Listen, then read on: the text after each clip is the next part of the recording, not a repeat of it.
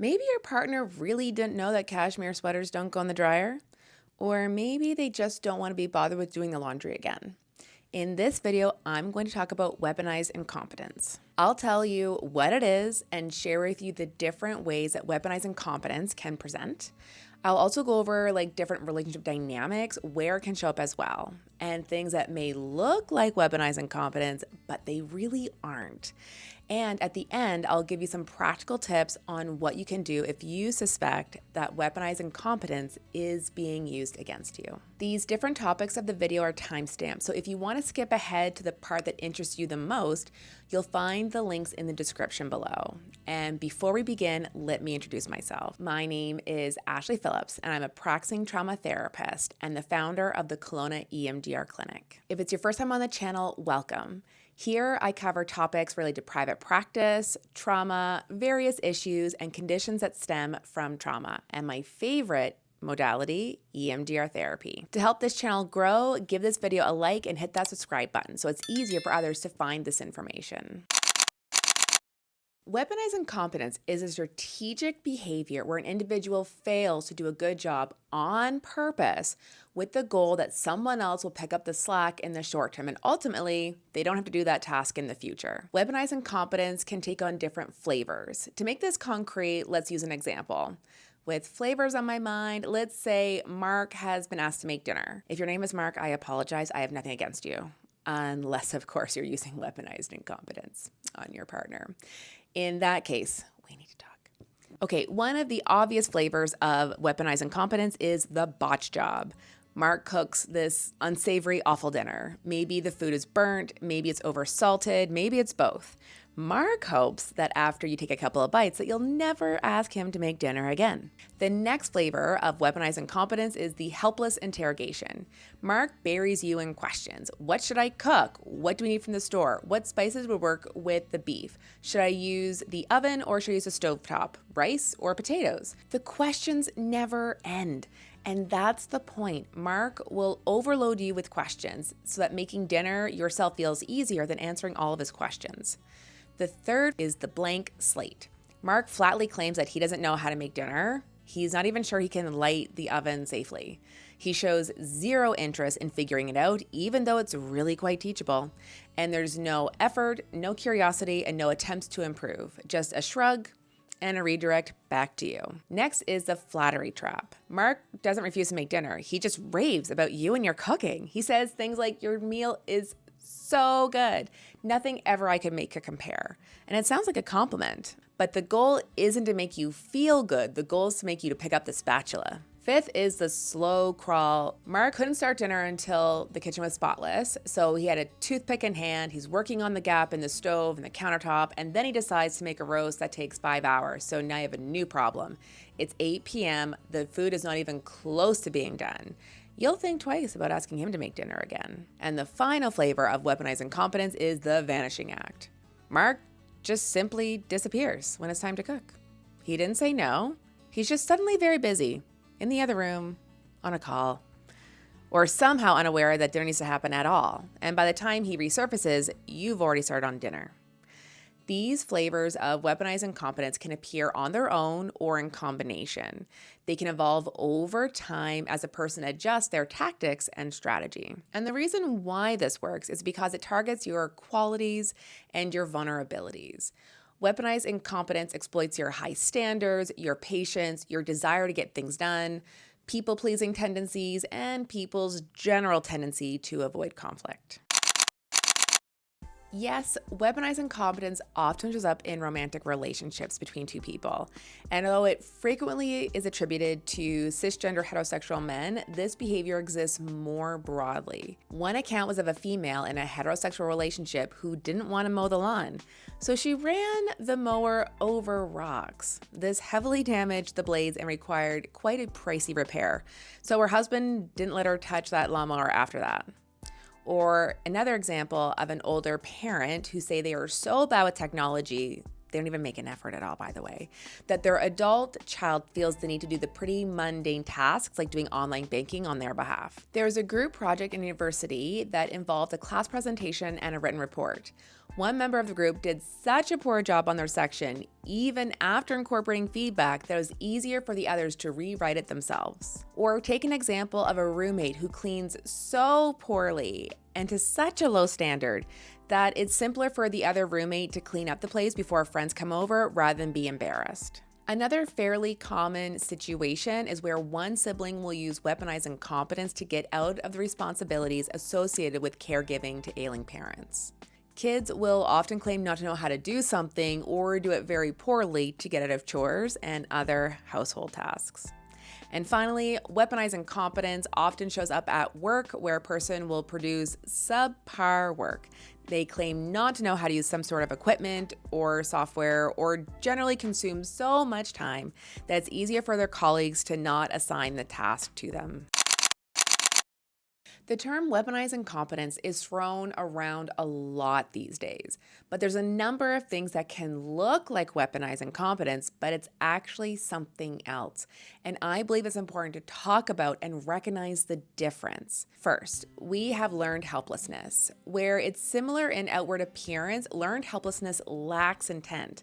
As you may recall, weaponized incompetence is a strategic behavior where an individual fails to do a good job on purpose with the ultimate goal of not having to do the task.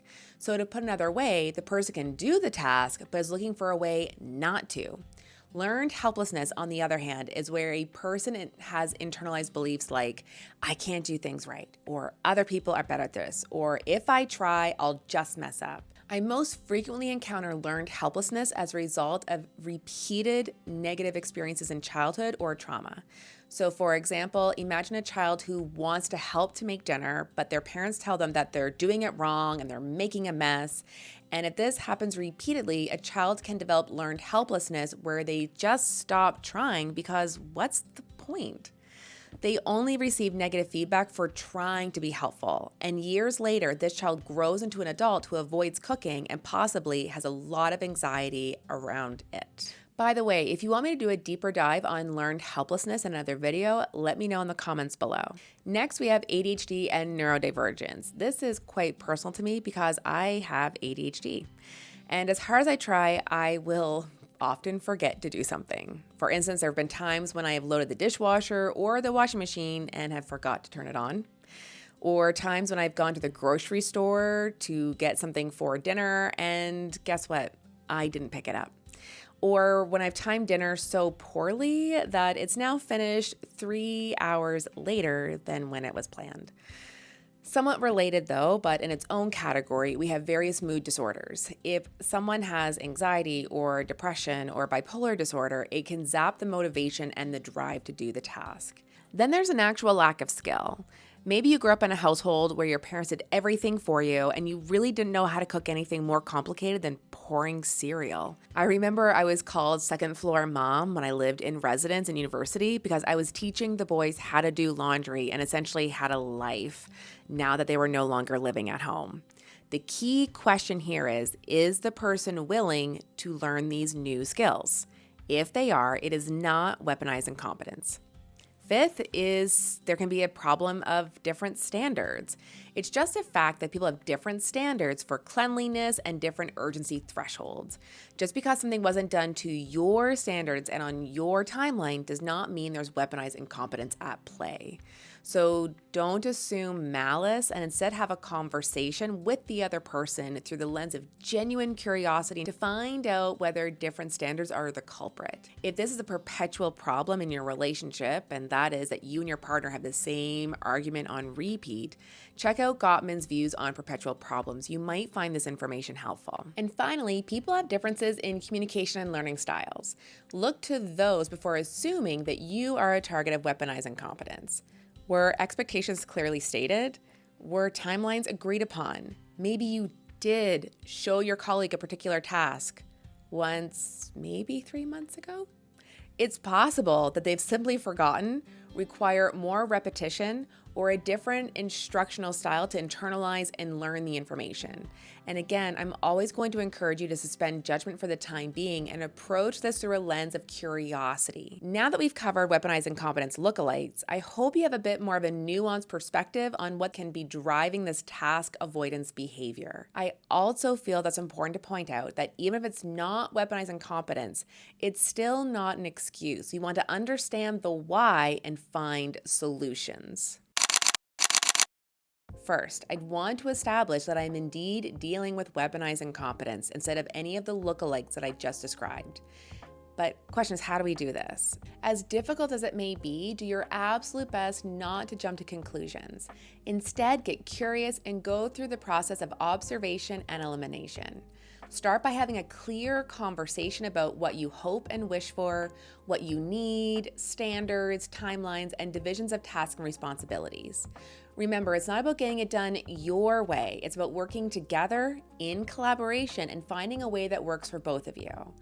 Then, once you're confident that's not a misunderstanding or a communication problem, see if it's a genuine absence of skill rather than a lack of desire to do the task. Consider that people have different strengths and weaknesses, and some tasks can be so much easier than others.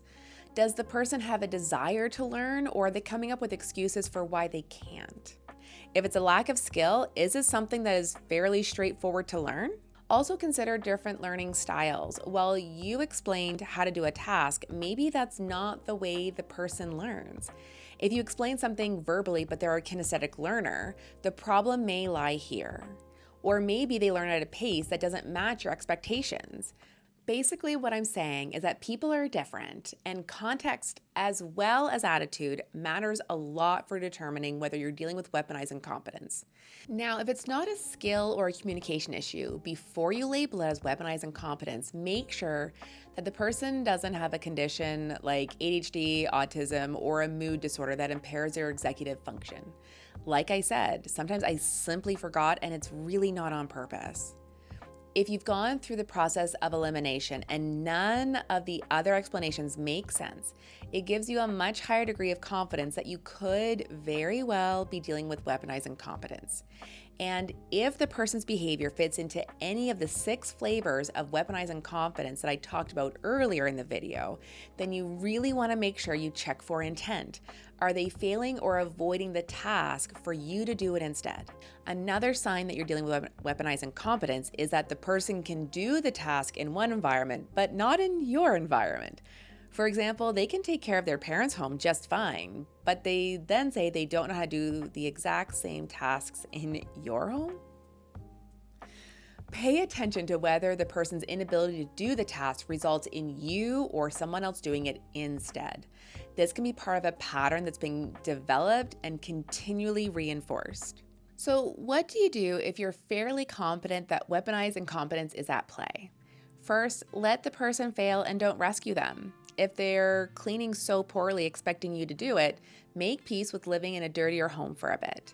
If it's a bad meal, just eat it and say thank you. Because chances are they won't enjoy it either, and maybe they'll put in some more effort the next time they have to cook. If it's a lousy contribution to a work project, when it comes time to present, make it so that each person is responsible for talking about the piece that they worked on so they can't hide behind everybody else. Next, calmly call out what you think is going on and again, express your hopes and your needs. Have a conversation about who's responsible for what and try to agree on what is a fair division of tasks and responsibilities. Fair is going to look different for each person. Perhaps it's a division of mental load. We each do what's easier for us, which can be a more efficient and better use of our resources. Third, if that doesn't work, see if you can nudge the situation to a more desirable outcome.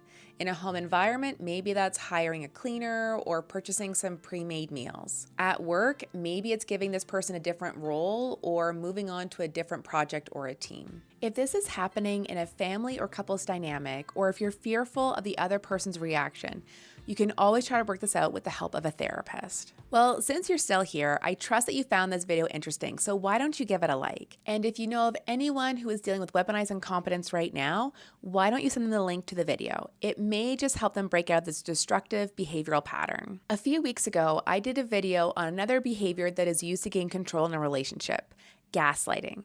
I'll put a link here, so hit that subscribe button and then go ahead and watch that gaslighting video. I'll see you there.